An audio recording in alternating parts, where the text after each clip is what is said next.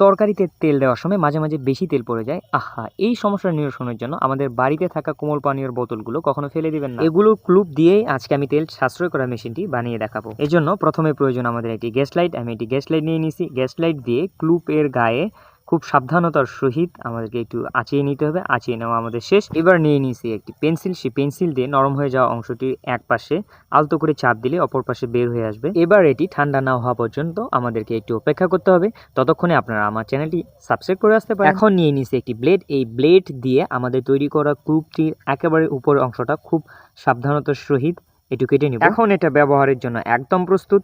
পরীক্ষা করার জন্য আমি একটা তেলের বোতল নিয়ে নিছি। এখন এই তেলের বোতলের ক্লুপটা আমি চেঞ্জ করে আমাদের তৈরি করা ক্লুপটি লাগিয়ে দেবো। এবার দেখার পালা এটি আসলে কেমন কাজ করে। এজন্য আমি একটি কড়াই নিয়ে নিছি। ওয়াও, সত্যি এটা অনেক ভালো কাজ করছে। তেল বাঁচলে একদিকে বাঁচবে আপনার টাকা, অন্যদিকে আপনি হার্টের আর্টারি ব্লক, মাসেলস ড্যামেজ এবং হার্ট অ্যাটাকের মতো মারাত্মক ঝুঁকিপূর্ণ রোগ থেকে মুক্তি